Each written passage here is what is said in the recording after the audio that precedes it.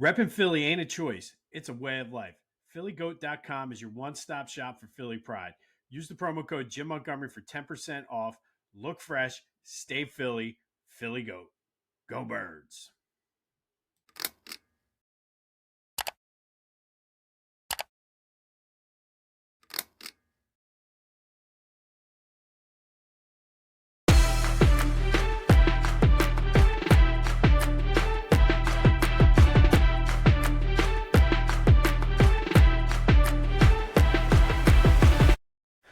What's up, everyone? Welcome to this day in Philly Sports History for May 7th, 2026. I'm your host, Jim Montgomery.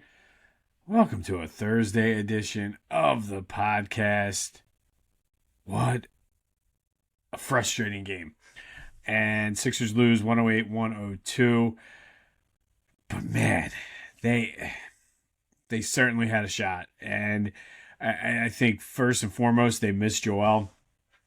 Not having him in there, certainly you could tell it changed the way they played. They could have used him down the stretch when it was kind of frantic, but no excuse for that. I mean, Paul George, Tyrese, VJ, Kelly Oubre, nobody could hit a shot in the fourth quarter. And I hate to do this because we like him, and it's the nature of the game. Sometimes you just go cold. But Maxi's got to hit those shots. Maxi has to play better down the stretch in the fourth quarter. I mean, that was the difference in the game. The Knicks star, Jalen Brunson, was hitting shots. Tyrese was not. And, I mean, tied back and forth game most of the time. And, again, I like Tyrese, and I think we're at the point now, and he deserves to be criticized for that. I don't think he didn't play well enough down the stretch. He didn't play well most of the game, actually. He had the good second quarter, but that was kind of the extent of it as far as hitting shots. And again, like I hate to do that, but Tyrese, you got to hit those shots. Brunson was hitting the shots down the stretch when they needed it. You didn't. And that was the difference of the game. Knicks hit their shots, and if Tyrese is cold, somebody else needs to step up. But they looked out of sync. The one play that's sticking out in my head is when Paul George was bringing it up court or whatever he was. He was around the three-point line, gave it to VJ. VJ looked surprised that he had the ball, quick gave it back to Paul George, and he shot like a ridiculous – I mean, he had to because time was running down. But, man – it was there. The refs certainly didn't help, and I'll never say, "Oh, we lost because of the refs," because refs were bad on both sides.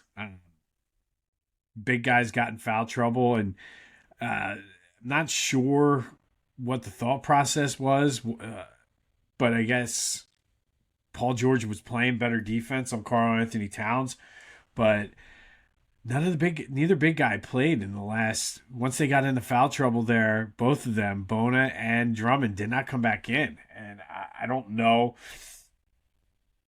if that would have made a difference, but I know having Joe in there to be able to kind of slow it down and take charge would have done. Dominic Barlow was a stud on defense, hustling. If he could do that consistently, rebound maybe a little bit, could be a decent player. Just a frustrating loss. Not over yet, though. It's not over yet. Starting to get a little nervous, but you got to take it one game at a time. Game 3 down at the X tomorrow night. And as the old adage goes, I've been saying this for the Flyers, and I'll say it for the Sixers. Series doesn't start until the home team loses. So the pressure's on the Sixers now. Maybe we see Joe back for Game 3. But it's just, I guess it's frustrating. Like the other night, it was what it was. All right, you lost by almost 40 points. This game was there. You make a couple shots, you had this game. And we're having a whole different conversation. I mean, in that regard, it gives me hope that they can come home because it's not something you're used to seeing, especially out of Tyrese. So usually, especially in Madison Square Garden in the playoffs, he hits those shots. 108, 102, game 3, Friday night. Sorry, my allergies are killing me today. But we do have a Flyers game tonight. Game 3 down at the X. Place should be rocking. And again, you win this game, series is still alive. Rick Tocchet is saying all the right things. He's getting this team motivated. He was like, listen, we've been dead a couple times this season, written off, and we keep coming back.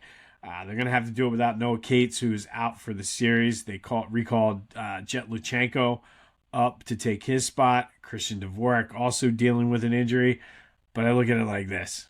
It's the playoffs. Everybody's banged up at some point, no matter how severe it is. So let's go. Flyers, Hurricanes tonight down at the X, game 3. Flyers win this. All of a sudden, we have ourselves a series again. And the Phillies just continue to roll. 6-3 last night. Great come from behind win. Rallied in the 8th. And Mundo Sosa with a 2-run single in the 8th to put them ahead for good. Zach Wheeler was okay. I think he was solid. Was not his typical normal Zach Wheeler self, but got the job done. 6 1/3. Solid. What you want from him. If you can get that type of performance and the offense is going to score more than 3 runs, doesn't matter. And then the bullpen held it down. So they take this series from the A's, and I think this, for a team that dug that much of a hole, that's what you got to do now. Take series and then go from there. And if you keep piling up series wins, you'll be okay. 7-1 since Don Mattingly took over.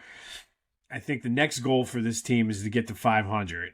After being, what were they, like 6 games under 500? They're only 3 games under 500 now, so get to that. They're alone in second place in the NL East. They're slowly climbing up the wild card standings, but let's get to 500 and just keep stacking series wins. They're back at it tonight. Andrew Painter's on the mound. Let's go for the sweep. And again, I know the schedule is what it is right now, but they're doing what they should be doing. It's one of those things where they're not playing down to the level of the competition. So kudos to the Phillies, who look to make it 3 straight. I guess it would be 3 straight at home. I guess it would be 4 straight overall. Let's do it. All right, yesterday's trivia question. We were talking about the Reggie Leach winning the Conn Smythe in 76. And I asked you, what other Flyers have won the Conn Smythe? Bernie Parent did it twice, 74, 75. Leach, of course, in 76. And Ron Hextall did it in 1987 in a losing effort. So not a bad little run there for Conn Smythe trophies. All right, some quick housekeeping notes.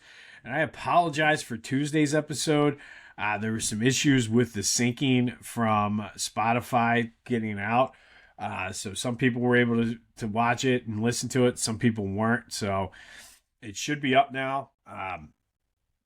Don't know what happened there. I've been having issues with Spotify the past couple weeks, like sporadically. So not really sure what happened there. But be sure to follow me on all social media platforms at Philly Jimbo. Subscribe to the YouTube channel, Jimbo_Mont, and continue to spread the word. Don't forget about the Philadelphia Sports Hall of Fame blog. Should be another Brotherly Birds breakdown coming next week, too.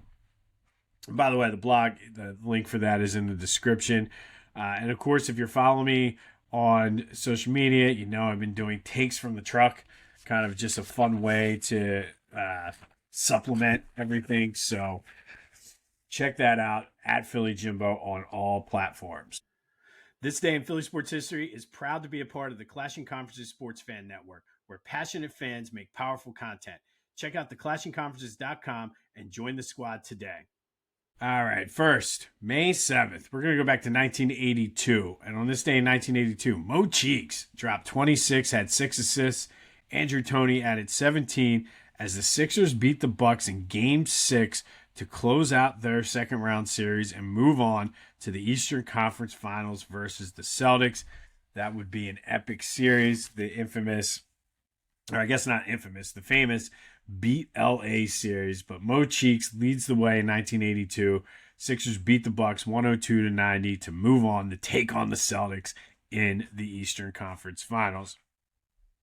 All right, fast forward to 2000. And a couple days after that 5 overtime thriller out in Pittsburgh, Flyers return to the FU Center for Game 5 versus the Penguins. They jump out to an early 4-0 lead and coast to the 6-3 win, taking a 3-2 games lead in that series. Rookie defenseman Andy Delmore with the hat trick. First rookie defenseman to have a hat trick in the playoffs. Mark Recchi added a goal and 4 assists.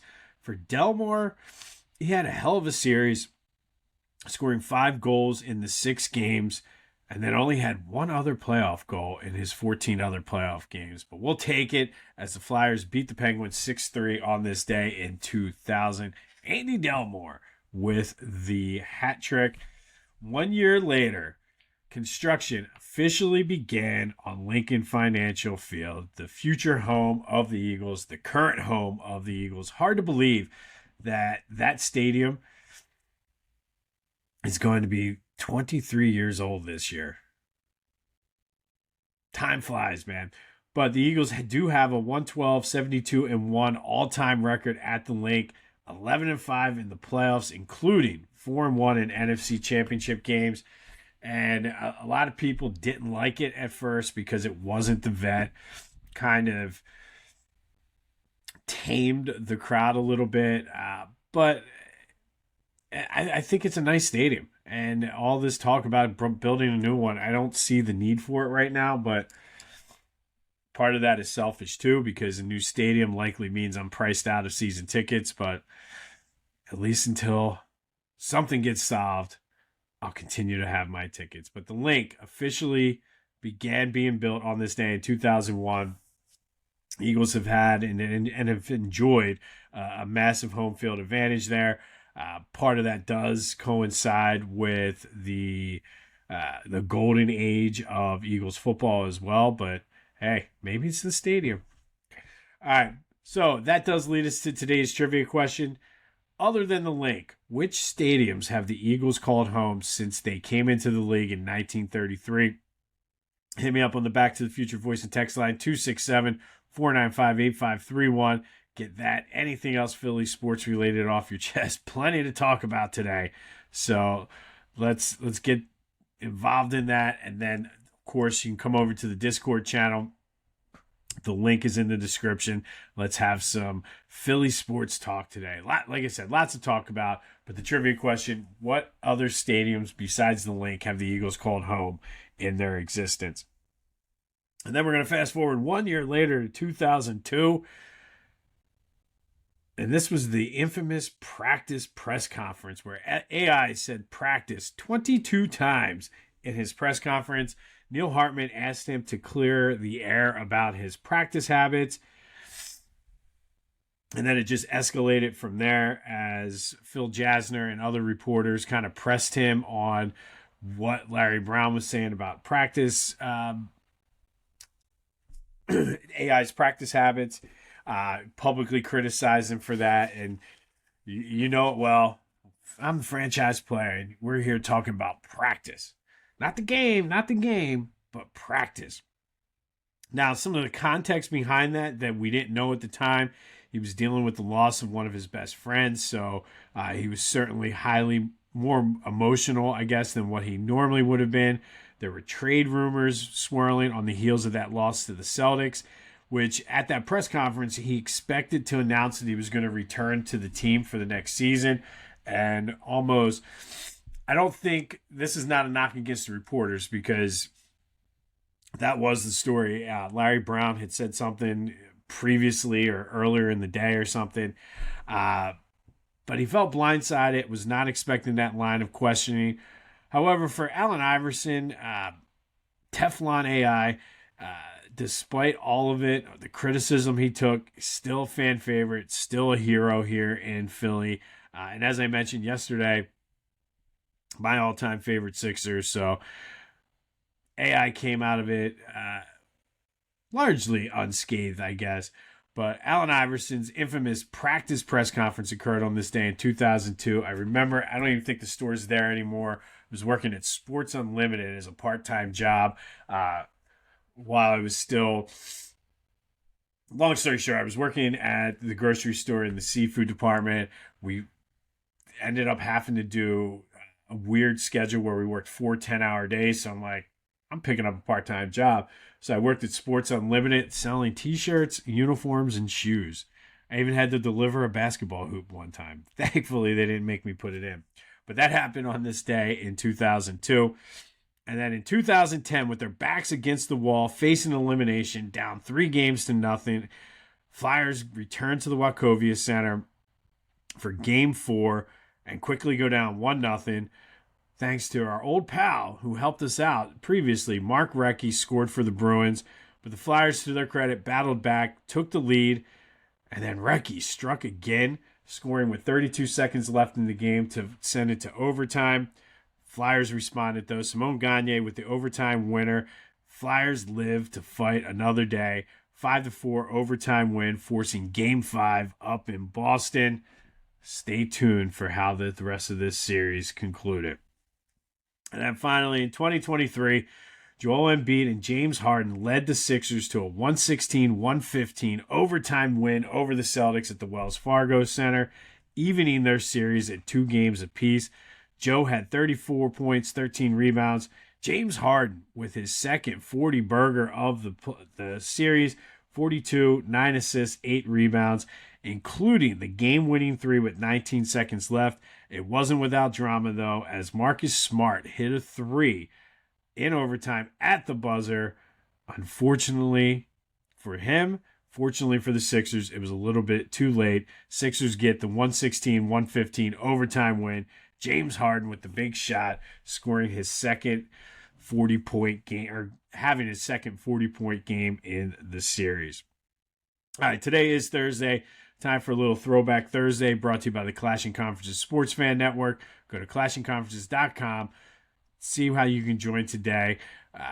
Great podcast, great group of people, always looking for new members, specifically, too, if you're not a Philly, New York, or Dallas fan. So go to clashingconferences.com and check them out. We're proud members of the Clashing Conferences Sports Fan Network here at this day in Philly sports history. So yesterday we talked about Barbaro winning the Kentucky Derby. This year's Kentucky Derby was last weekend. Today I wanted to kind of mention this because we missed it last week, but Smarty Jones's Kentucky Derby run was one of the best to hit the area. We were starved for a winner at that point. Our teams had not gotten over the hump as of this point yet, whether it was the curse of Billy Penn or whatever you want to chalk it up to.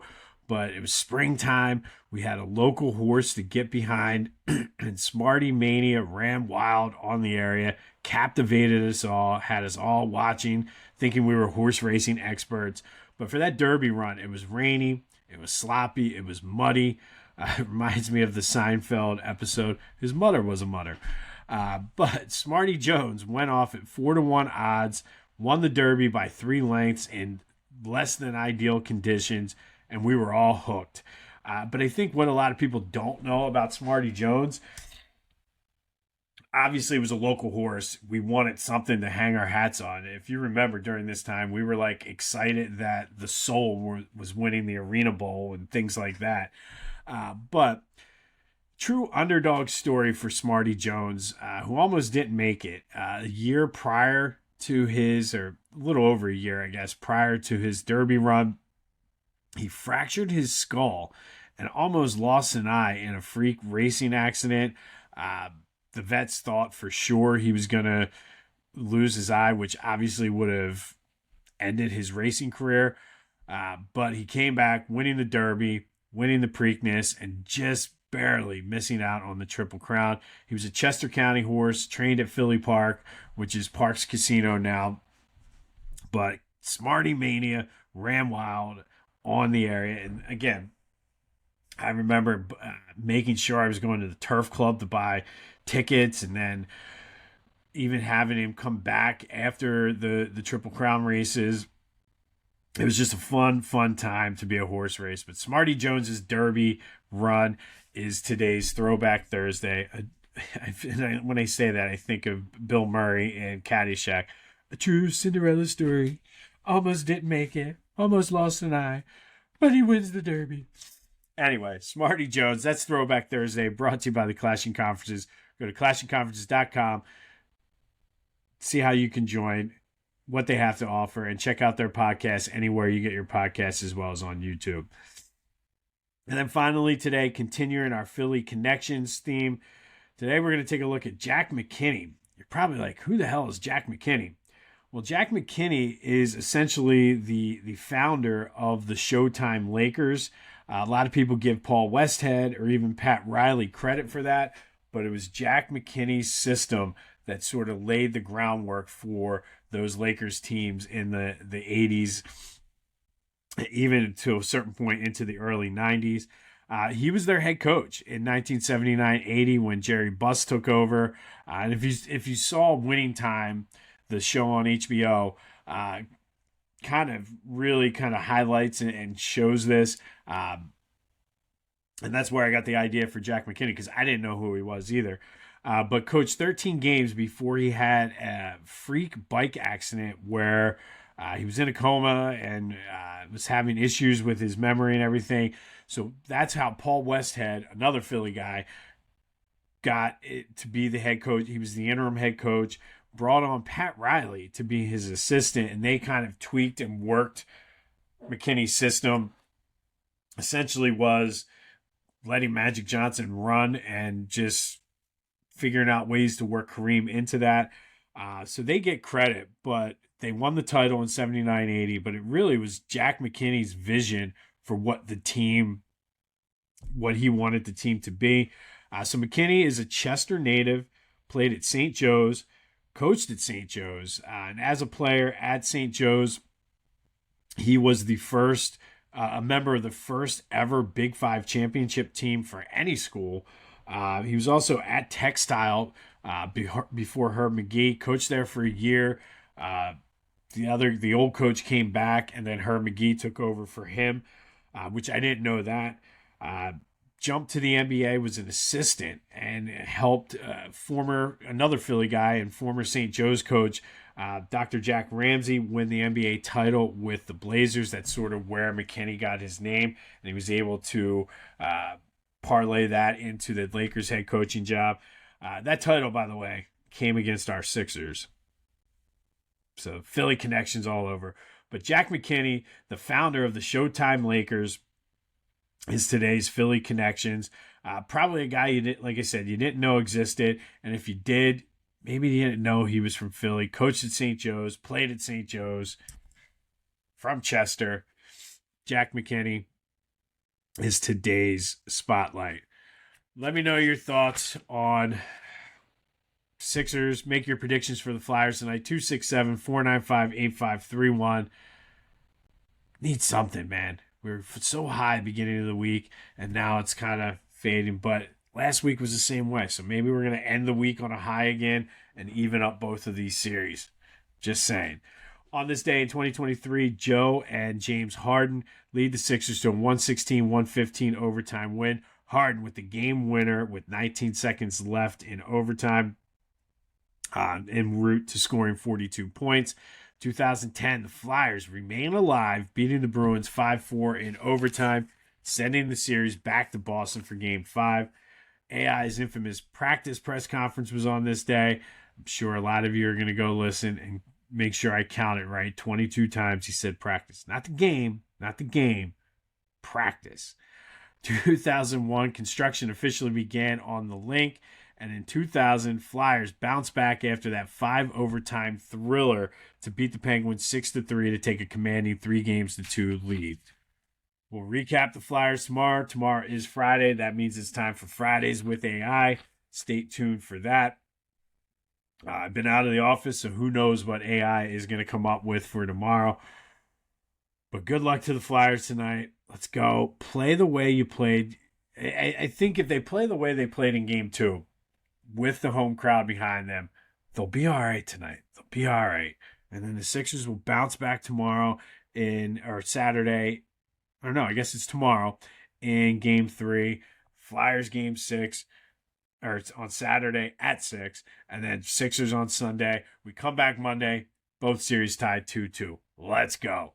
This has been This Day in Philly Sports History for May 7th, 2026. My name is Jim Montgomery. Go have yourselves a Thursday. And until next time, I'll see you when I see you.